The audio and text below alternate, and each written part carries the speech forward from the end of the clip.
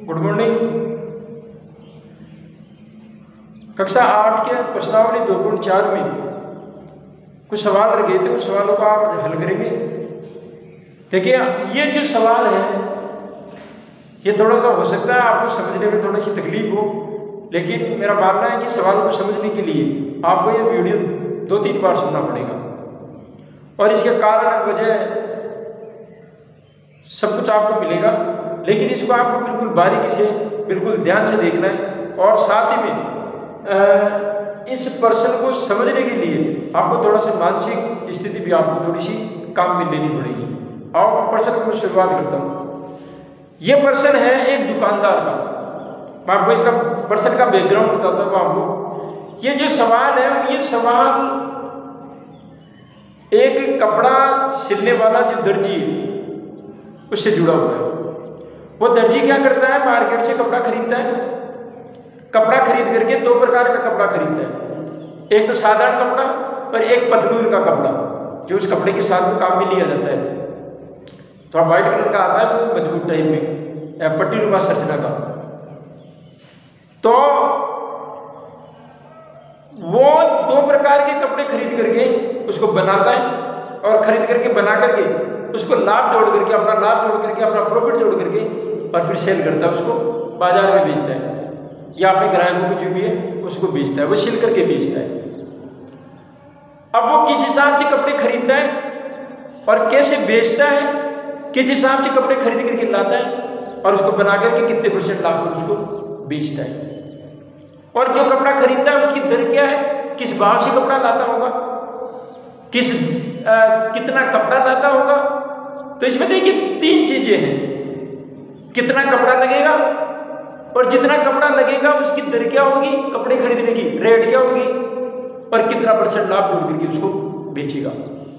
ये 3 चीजें, और इन्हीं 3 चीजों की आपको वो सूचना देता है। आओ प्रश्न को पढ़ते हैं पहले। हसन, उस व्यक्ति का नाम है हसन, जो दर्जी है उसका नाम है हसन। हसन स्कूल वर्दी बनाता है, स्कूल के बच्चों की ड्रेस बनाता है। तो हसन स्कूल वर्दी बनाने के लिए 2 प्रकार का कपड़ा खरीदता है। वो 2 प्रकार का कपड़ा खरीदता है और 2 प्रकार के कपड़े खरीद करके उसको बनाता है और अपना लाभ जोड़ करके फिर माल को क्या करता है, उस वस्तु को क्या करता है, उस ड्रेस को क्या करता है, वो बेचता है।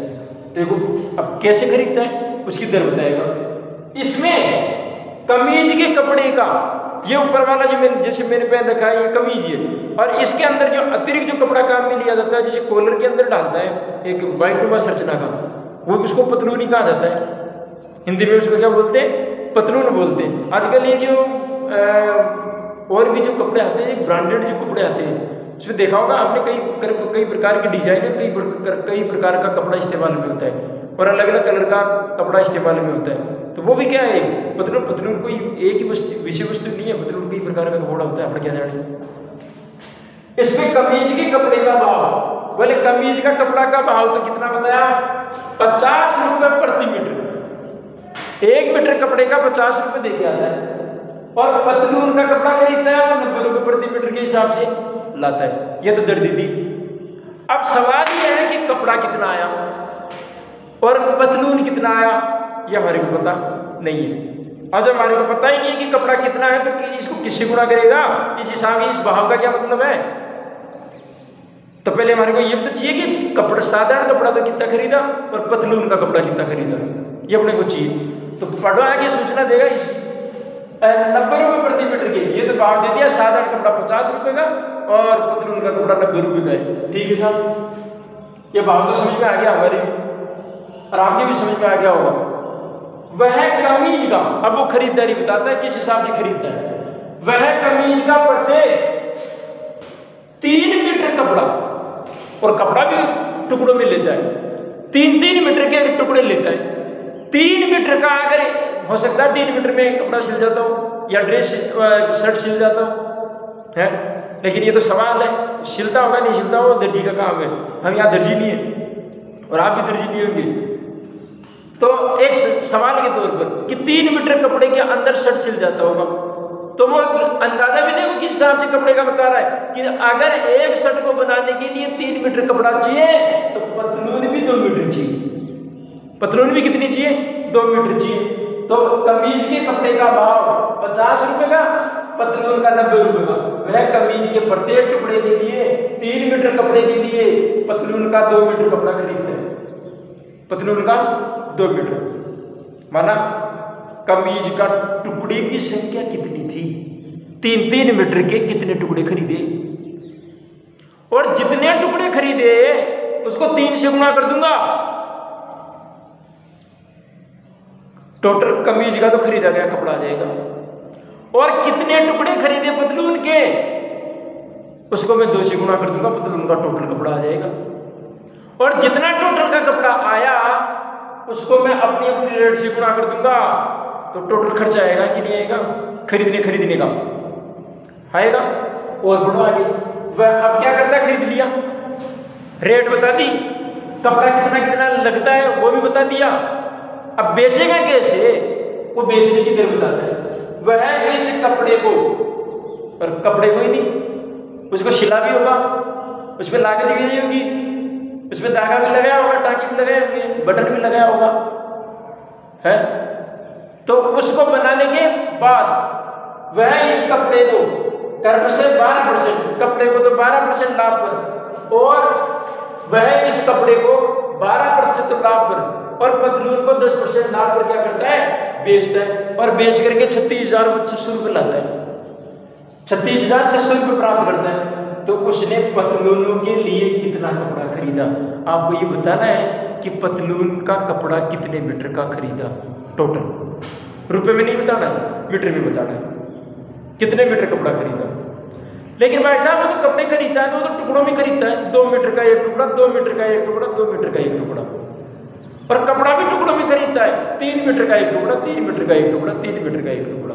अरे टुकड़े कितने खरीदे ये नहीं पता। और अब बात आई ये समझ में कि जिन टुकड़ों को नहीं खरीदा, सॉरी जिन टुकड़ों की संख्या नहीं दे रखी, अरे उन टुकड़ों को जो नहीं दे रखा, तो हमारा समीकरण तो ये कहता है, एक रैखिक समीकरण तो, कि जो चीज आपको प्रश्न में नहीं दे रखी उसको x मान लो, उसको x मान लो, और x मान करके इस सवाल करो, फिर समीकरण बढ़ेगा, फिर पता चलेगा पतलूनों के लिए कपड़ा कितना खरीदेगा। आओ इसको हल करते हैं। माना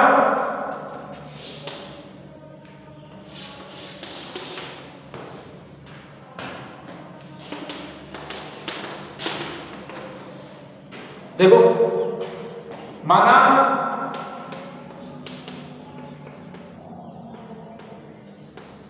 कि कमीज के टुकड़े 3 मीटर वाले वो x कपड़े खरीदे, x टुकड़े खरीदे, टुकड़ों की तो संख्या नहीं दे रही, टुकड़ों भी खरीदा 3-3 मीटर के काट काट के। और पतलून के टुकड़े वो लेता है 2 मीटर के, 2 मीटर वाले। एक चर वाले रैखिक समीकरण है, वो खरीदता है 2x मीटर। और जितने टुकड़े खरीदेंगे, जितना टुकड़ा कमीज का खरीदेगा उतने टुकड़े पतलून के खरीदेगा, जाहिर सी बात है, इसलिए दोनों को एक से मान लेंगे, सीधी सी बात है। अरे जितने टुकड़े, अब वो कहता है कि जितना टुकड़ा कमीज का खरीदता है, 3 मीटर का एक टुकड़ा तो 2 मीटर का पतलून भी साथ में लेता है, तो x टुकड़े लिए तो x टुकड़े पतलून के भी लेगा, सीधी सी बात है, सीधा हिसाब है। ठीक साहब, अब कमीज कितना खरीदा टोटल? कमीज की कुल माप 3x मीटर, इतने टुकड़े खरीदा, एक टुकड़ा 3 मीटर का है, इतने टुकड़ों को गुना कर दो, 3x मीटर टोटल कपड़ा हो गया। और पतलून का टोटल कपड़ा कितना हुआ? एक टुकड़ा एक टुकड़ा है और एक टुकड़ा 2 मीटर का है, 2x मीटर का हो गया, सही। और टोटल कपड़ा आ गया 3x, कमीज का तो 3x टोटल कपड़ा, और पतलून का 2x मीटर टोटल कपड़ा आ गया। ये टोटल कपड़ा तो आ गया अपने पास में। मैं अगर इस 3x को, कमीज को तो कमीज की रेट से, पतलून को पतलून की रेट से गुणा कर दूंगा, टोटल कपड़ा आएगा कि नहीं आएगा? आएगा। उनको कमीज का कुल खर्चा, कमीज का कुल क्रय मूल्य 3x मीटर खरीदा था, एक का 50 रुपए की रेट थी, 150 x मीटर हो गया, 150 x रुपए हो गए, 150 x रुपये, सही। और पतलून का कुल क्रय मूल्य, क्रय मूल्य का मतलब कितने में खरीदा, तो x × 90 रुपए की रेट थी किसी तो ये रुपए हो गए 180x।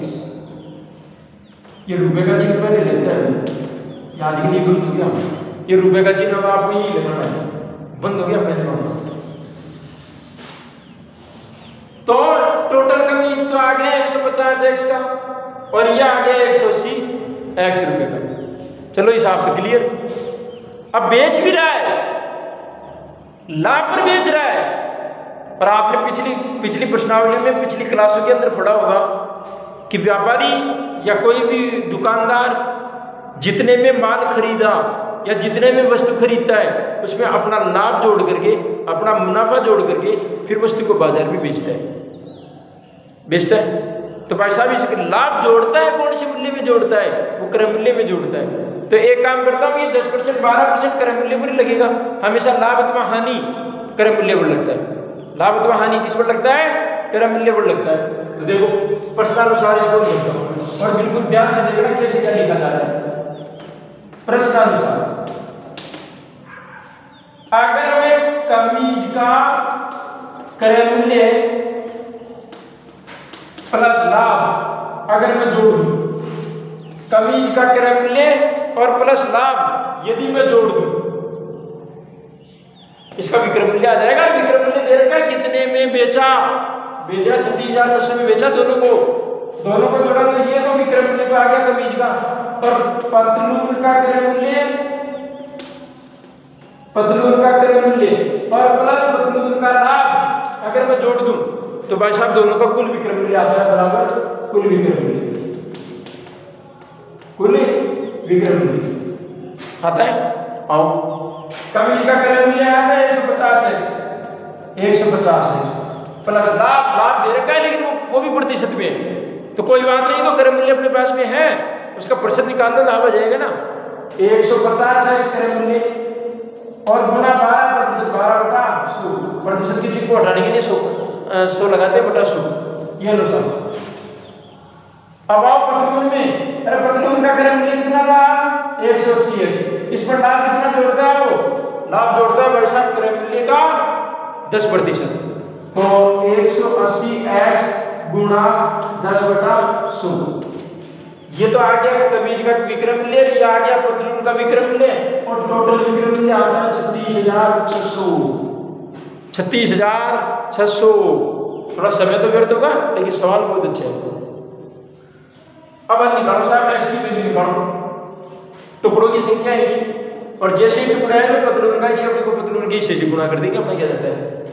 तो 150x प्लस काटो, 0 से 0 कट गया, और 4 2 से काटो, 2 पंजे 10, 2 6 12, 5 1 5 और 5 3 15, और 6 18x, ये 18x हो गई, सही भाई। 3x है ना यहाँ पर, तो 3x को गुणा करना है 6 से, 6 18x, और प्लस 180x प्लस 0 से 0 कट गया, 0 से 0 कट गया, 18x हो गई, और बराबर 36,600।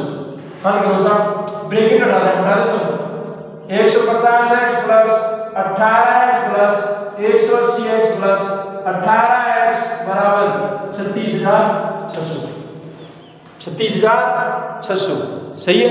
आगे देखो 150 और 180, 330 और 36 है 366, सही बात है भाई। 330 तो ये 18 गुना 36 है प्लस 36 बराबर 36,600, तो जोड़ेंगे तो इधर 3 6 6 366x बराबर 36,600, 36,600 यहाँ कर लेते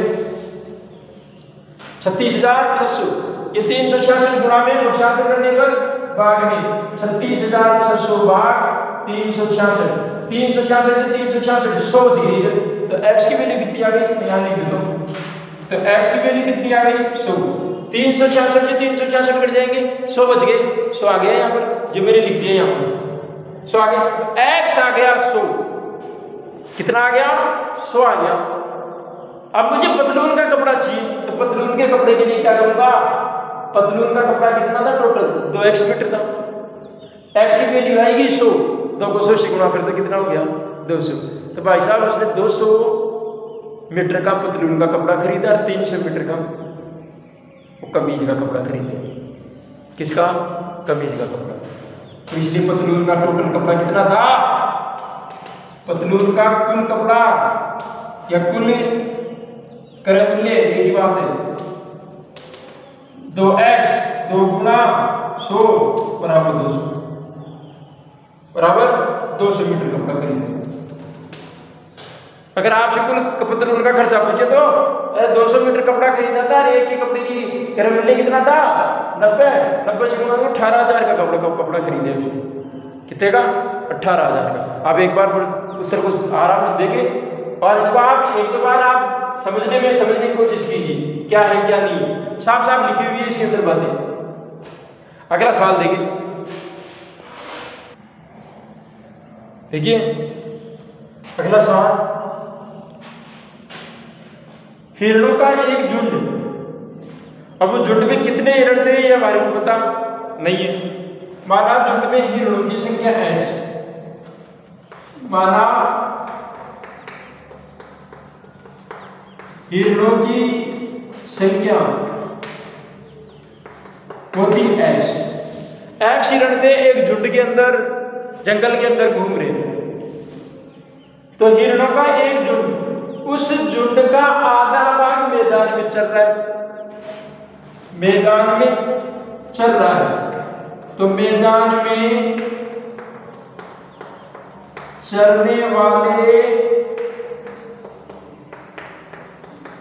हिरणों की संख्या, कुल कितने हिरण थे x, और x का आधा 1/2, तो बताओ x बटा 2 हिरण हो गए क्या, x बटा 2 हिरण हो गए। ठीक साहब, x बटा 2 हिरण मैदान में घास चल रहे हैं और शेष भाग का 3/4 3/4, तो शेष भाग का 3/4 पड़ोस में ही खेल कूद रहा है। ठीक साहब, खेलने वाले हिरणों की संख्या कितने, शेष भाग का, शेष भाग कितने, टोटल x हिरण थे, x हिरण में तो x बटा 2 हिरण को घटा दूंगा तो शेष बचेंगे कि नहीं बचेंगे। शेष का मतलब यही हुआ भाई x कुल हिरण x थे, x में x बटा 2 हिरण तो क्या कर रहे हैं मैदान में चल रहे हैं, और शेष भाग का, ये शेष भाग आ गया सही, वो घटा के बाद में घटा लेंगे। शेष भाग का 3/4 यानी 3/4 का मतलब गुणा 3/4 गुणा 3/4 हिरण, सही बात है 3/4 हिरण पड़ोस में क्या कर रहे हैं, चल रहे हैं। शेष बचे 9 हिरण तालाब में पानी पी रहे हैं। अब तो प्रश्नानुसार करो इसको, प्रश्नानुसार करो। अच्छा इसको करना चाहो तो कर सकते हैं, ब्रैकेट के बाहर भी कोई पद गुणा में, तो ब्रैकेट के अंदर वाले समस्त पदों से क्या होता है गुणा, तो आप इसको ऐसे भी लिख सकते हैं 3/4 को x से गुणा करेंगे तो 3x/4, और 3/4 को x/2 से गुणा करेंगे, अंश को 2 अंश से गुणा करो और वो हर से, तो 3x/4 दूनी 8, ये हो गया सब। अब देखो, अब आप इसको ये बराबर का चिन्ह लगाओ और इसका एक तरीका और है, आप लोग तो ले लो 8, 4 का भाग 8 में 2 बार गया, 2 को 3x से गुणा करोगे 6x माइनस 3x बराबर 3x/8 बच गए शेष, तो मतलब 3x/8 हिरण खेल रहे।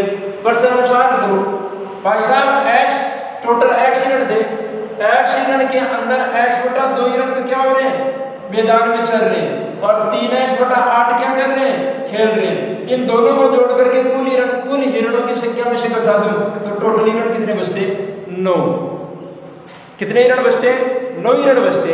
हिरणों की संख्या आ जाएगी अपने आप ही।